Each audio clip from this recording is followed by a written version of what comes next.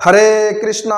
स्वागत है आप सभी का आज के वीडियो में। और आज के वीडियो में हम लोग बात करने वाले हैं कि कैसे पूर्व जन्म में एक ब्राह्मण की पुत्री गुणवती भगवान श्री कृष्ण की परम प्रिय रानी बन गई। जी हाँ, हम बात कर रहे हैं माता सत्यभामा की, जो कि 16,108 रानियों में भगवान श्री कृष्ण की परम प्रिय रानी थी। एक दिन द्वारिका में माता सत्यभामा भगवान श्री कृष्ण के साथ बैठी थी और उनसे रहा नहीं गया। उन्होंने भगवान से जिज्ञासा कर ही दिया कि हे प्रभु, आखिर मैंने पिछले जन्म में ऐसा कौन सा पुण्य कार्य किया था जिससे इस जन्म में आपकी परम प्रिय रानी बनने का हमें सौभाग्य प्राप्त हुआ। तो भगवान श्री कृष्ण मुस्कुराते हुए बोले कि हे सत्यभामा, आप पूर्व जन्म में सतयुग में मायापुरी में, जो कि हरिद्वार के पास एक स्थान है, वहां पे एक ब्राह्मण के पुत्री के रूप में जन्म ली थी। उस ब्राह्मण का नाम था देव शर्मा और आप उनकी पुत्री थी गुणवती। देव शर्मा बड़े अच्छे स्वभाव के व्यक्ति थे, भगवान के भक्त थे, कार्तिक व्रत का कठोरता से पालन करते थे, एकादशी व्रत का पालन करते थे। लेकिन जैसे ही उनकी पुत्री बड़ी होने लगी, उनको गुणवती के विवाह की चिंता सताने लगी। और देव शर्मा गुरुकुल में पढ़ाते थे, तभी उनकी नजर उनके एक शिष्य चंद्र शर्मा पे पड़ी। चंद्र शर्मा में वो सारे गुण थे जिसकी तलाश थी देव शर्मा को। तो देव शर्मा ने अपनी पुत्री गुणवती का विवाह अपने ही शिष्य चंद्र शर्मा से कर दिया। और फिर देव शर्मा, चंद्र शर्मा और गुणवती, ये तीनों लोग मिलकर के बड़े सुख पूर्वक भगवान की सेवा करते थे, कार्तिक व्रत का कठोरता से पालन करते थे, एकादशी व्रत का पालन करते थे। और इनका जीवन बड़ा भक्तिमय, बड़ा सुखमय कटने लगा। दिन पर दिन बीतते गए।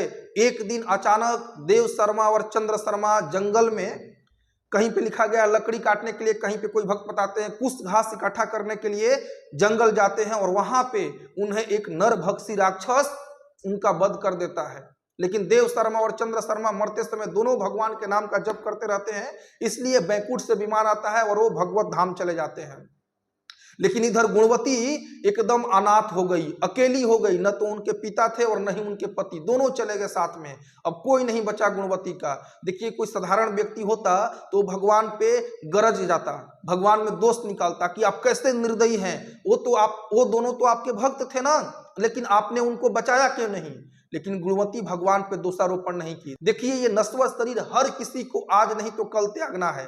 और शरीर त्यागने के कई सारे मीडियम हो सकते हैं जो प्रकृति निर्धारित करती है हम सबके लिए। तो गुणवती भगवान से गुस्सा नहीं हुई, नाराज नहीं हुई, बल्कि भगवान की भक्ति में और तल्लीनता के साथ लग गई। उसके जीवन का एक ही मात्र लक्ष्य था, भगवान कृष्ण की भक्ति। वो कार्तिक मास की बड़ी कठोरता से पालन करती थी और भक्तिमय तरीके से भगवान की सेवा करती थी। पूर्ण रूप से भगवान की सेवा में निमग्न हो गई थी गुणवती। ऐसा करते करते गुणवती वृद्ध हो चली, लेकिन वृद्धा अवस्था में भी वो कार्तिक व्रत का बड़े कठोरता से पालन करती थी। सुबह सुबह ब्रह्म मुहूर्त में गंगा में जाकर के स्नान करती थी, भगवान के लिए दीपदान करती थी, भगवान के लिए भोग बनाती थी और बड़ी कठोरता से और बड़ी सख्ती से कार्तिक व्रत के नियमों का पालन करती थी।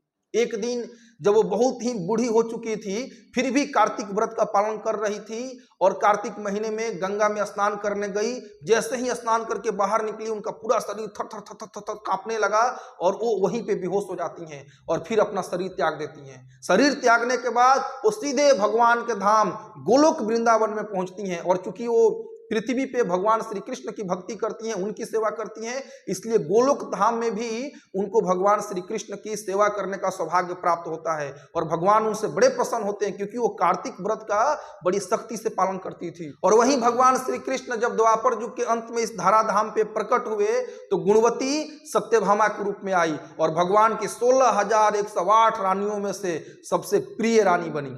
तो इस तरह से ये माता सत्यभामा के पूर्व जन्म की कथा है। तो आप देख सकते हैं कि कार्तिक व्रत का पालन करने से, कार्तिक व्रत में भगवान की भक्ति करने से कितना बड़ा सौभाग्य मिलता है, कितना बड़ा फल मिलता है। भगवान की प्रेममयी भक्तिमयी सेवा करने का सौभाग्य मिलता है उस जीवात्मा को जो कार्तिक महीने में भक्ति के नियमों का पालन करता है, कार्तिक व्रत के नियमों का पालन करता है। इसलिए हम सबको कार्तिक महीने में ज्यादा से ज्यादा भगवान के नाम का जप करना चाहिए। कार्तिक व्रत में ब्रह्म मुहूर्त में उठ करके स्नान करके भगवान की आरती करनी चाहिए, मंगला आरती करनी चाहिए, भगवान के नाम का जप करना चाहिए, भगवत गीता भागवतम जैसे ग्रंथों को पढ़ना चाहिए और जितना ज्यादा से ज्यादा हो सके पूरे कार्तिक महीने में हमें भगवान की भक्ति में संलग्न रखना चाहिए, ब्रह्मचर्य के नियमों का पालन करना चाहिए कठोरता से। इस तरह से अगर हम कार्तिक व्रत के नियमों का पालन करते हैं पूरे कार्तिक महीने में, तो फिर हमारे हृदय में भगवान कृष्ण के प्रति सोई हुई भक्ति जाग जाएगी और भगवान की असीम कृपा की प्राप्ति होगी। अगर आपको कार्तिक व्रत को लेकर के कोई भी सवाल हो आपके मन में तो आप कमेंट में पूछ सकते हैं। और ये अगर वीडियो आपको पसंद आया हो तो चैनल को सब्सक्राइब कर लीजिए, वीडियो को शेयर कीजिए, लाइक कीजिए और कमेंट में कार्तिक मास की जय जरूर लिखिए। हरे कृष्णा। मिलते हम सब नेक्स्ट वीडियो में।